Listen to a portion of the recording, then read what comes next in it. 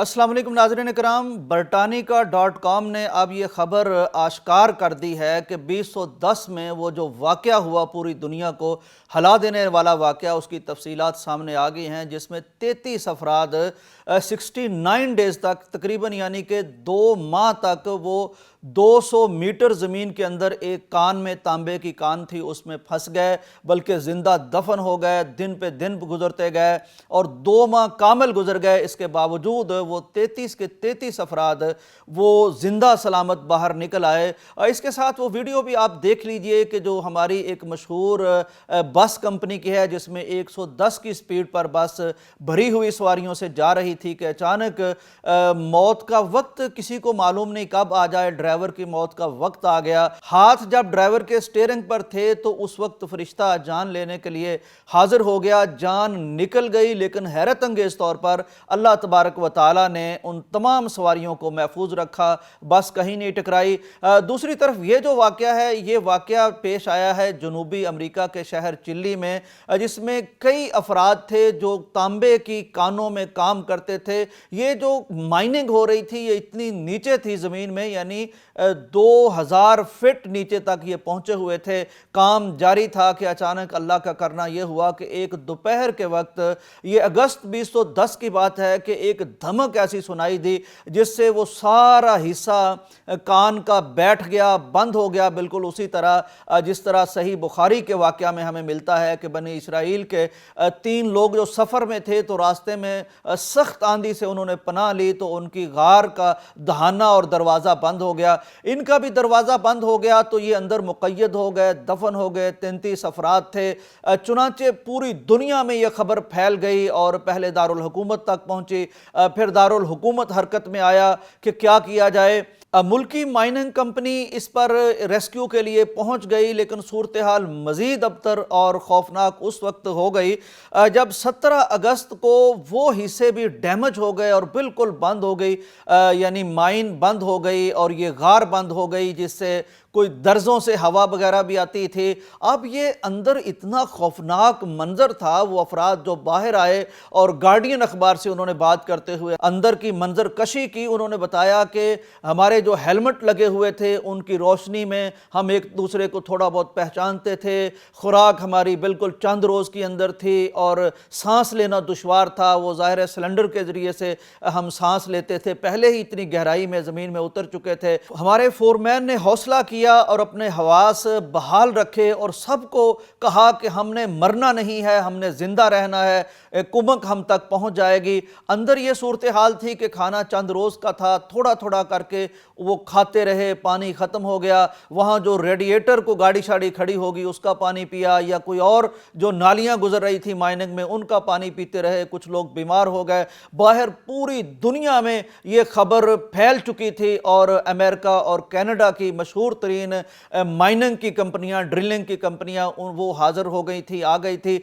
नाज़रीन, ये सब लोग रेस्क्यू करने पहुंच गए थे। अंदर बच्चे भी थे, अंदर ख्वातीन भी थी, अंदर माइनिंग करने वाले मजदूर भी थे। ये सारे ऐसे जिंदा थे लेकिन एक बहुत बड़ी कब्र में दफन हो चुके थे। तो उधर दुनिया इनको रेस्क्यू करने के लिए आ गई थी। अब अंदाज़ा नहीं हो पा रहा था कि कहाँ वो मौजूद हो सकते हैं। पुराने नक्शे मौजूद थे माइन के, लेकिन ज़ाहिर है वो बदल चुकी थी सूरत हाल। नाज़रीन, सबसे पहले ये किया गया कि कोई एक सुराख ऐसा करने की कोशिश की गई कि किसी तरीके से वो सुराख उस कान में जाके खुल जाए जहां लोग मौजूद थे। बहरहाल कुछ कोशिश की गई और एक कोशिश कम से कम इस हद तक पहल कामयाब हुई कि उन तक रिकॉर्ड करने के लिए कोई साजो सामान भेजा गया। तो उनकी तरफ से जो रिकॉर्डिंग आई उसको फिर डिकोड किया गया। जो उस वक्त कोई तरीका होगा तो उसमें उन्होंने बताया कि हम 33 हैं और हम 33 के 33 अभी तक जिंदा हैं। लेकिन फिर भी इनको शक था कि न जाने रिकॉर्डिंग कितनी पुरानी है, हम तक कब पहुंची है, क्या सूरत हाल है। सब कुछ गैर यकीनी के कंबल में लिपटा हुआ था।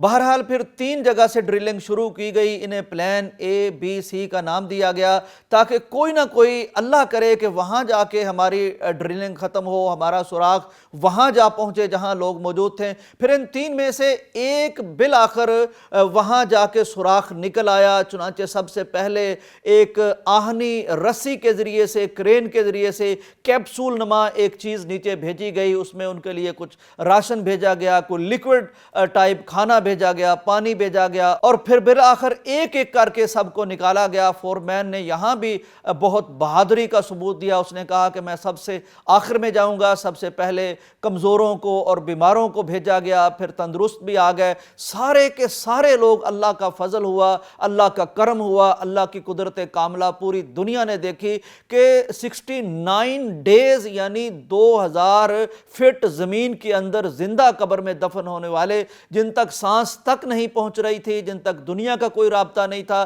تو وہ سارے کے سارے زندہ سلامت نکلے۔ ان میں سے ہاسپٹلائزڈ ہوئے کچھ لوگ، اکثر لوگ صحت یاب ہو کے چلے گئے۔